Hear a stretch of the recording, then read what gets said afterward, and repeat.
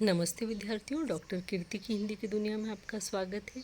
मेरे इस channel doctor कीर्ति हिंदी की दुनिया पर आपको हिंदी, मराठी और अंग्रेजी तीनों विषय के 12वीं तक के सभी बोर्ड के वीडियोस देखने के लिए मिलेंगे, इसलिए इस चैनल पर लगातार बने रहिए। आइए आज हम प्रसंग लेखन के अंतर्गत देखते हैं कि गलत फहमी के कारण उत्पन्न किसी घटना या प्रसंग का वर्णन अपने शब्दों में करो। तो यहाँ पर हम प्रसंग लेखन लिख रहे हैं।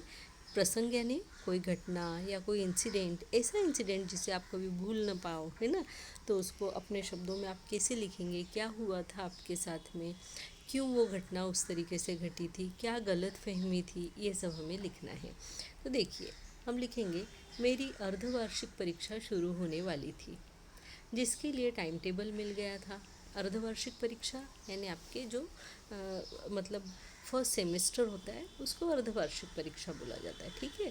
तो उसके लिए टाइम टेबल मिल गया था, परंतु इस बार टाइम टेबल प्रिंटेड ना मिलकर हमारी टीचर ने ब्लैक बोर्ड पर ही लिख दिया था। किसी कारणवश शायद कंप्यूटर ख़राब हो गया हो या कुछ ऐसा आप रीज़न इसमें लिख सकते हैं, जिससे कि ब्लैक बोर्ड पर ही टीचर ने जो टाइम टेबल है वह लिख दिया था, जिसे हमें अपने नोटबुक में लिख कर रखना था। मैंने खूब अच्छे से टाइम टेबल लिख लिया, उसके अनुसार तैयारी शुरू की।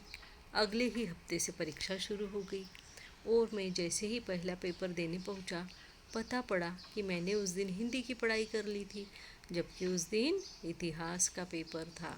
अब मेरे काटो तो खून नहीं जैसी हालत हो गई थी, क्योंकि देखो क्या किया, पढ़ाई हिंदी की कर ली, पेपर था हिस्ट्री का। अब मैंने टीचर से कहा कि टीचर मैंने तो हिंदी की पढ़ाई की, क्योंकि आज तो हिंदी का पेपर है, मेरे टाइम टेबल में हिंदी का ही पेपर लिखा हुआ है। लेकिन टीचर ने तुरंत कहा कि नहीं, आज तो इतिहास का ही पेपर है। और दूसरे बच्चों से भी पूछताछ की और सभी ने कहा कि आज इतिहास का ही पेपर है। तब टीचर ने मुझसे कहा कि शायद तुम्हें टाइम टेबल लिखते समय कुछ गलतफहमी हो गई होगी। इस गलतफहमी के कारण देखिए मेरा पेपर बिगड़ गया। तब मैंने अपने कान को हाथ लगाया और उसी समय निर्णय किया कि अगले समय कभी भी ब्लैक बोर्ड से कुछ भी लिखते समय ध्यान से देखकर लिखा करूँगा, ताकि मुझे फिर कभी ऐसी परेशानी का सामना ना करना पड़े। हुआ कुछ ऐसा था। अब यहाँ पे ये जो वह लिखा है ना, यहाँ पे आपको लिखना है कि हुआ कुछ ऐसा था, है ना। हुआ कुछ ऐसा था कि टीचर को ब्लैक बोर्ड पर जगह कम पड़ गई थी, इसलिए उन्होंने अंतिम पेपर जो इतिहास का था उसको ऊपर लिख दिया था। मुझे लगा कि इतिहास का ही पेपर पहला है। इस तरह की गलतफहमी के कारण मेरा कितना नुकसान हुआ। नसीब से पासिंग मार्क्स मिल गए थे, क्योंकि मैं रोज़ की पढ़ाई रोज़ करता हूँ। तो विद्यार्थियों, इस तरीके की घटनाएं जो है हमारे साथ घट जाती है। कई बार ऐसे जो गलतफहमियां हैं वो हो जाती है, और इसीलिए लिखते समय हमें बड़े ध्यान से जो है लिखना चाहिए। कभी कभी क्या होता है ना बच्चों कि डेट अलग अलग रहती है, मतलब डेट वाइज जो डेट आगे पीछे रहती है और टाइम टेबल में फिर आगे सब्जेक्ट दिए हुए रहते हैं।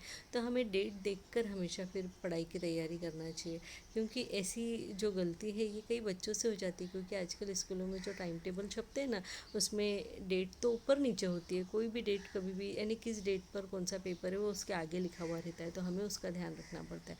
तो वो भी गलतफहमी एक बहुत बड़ी होती है, तो उसको भी आप इसके अंदर लिख सकते हैं। आपको ये टॉपिक कैसा लगा और इसके बारे में मुझे कमेंट बॉक्स में लिखकर बताइएगा। मिलती हूँ आपसे अगले किसी अच्छे से वीडियो में, और मेरे इस चैनल को लाइक कीजिए, सब्सक्राइब कीजिए, हो सके तो अपने फ्रेंड्स के साथ में शेयर भी ज़रूर से कीजिए, क्योंकि मिल बांट कर पढ़ने से ज्ञान बढ़ता है, कभी भी कम नहीं होता। इस बात को हमेशा ध्यान में रखिए।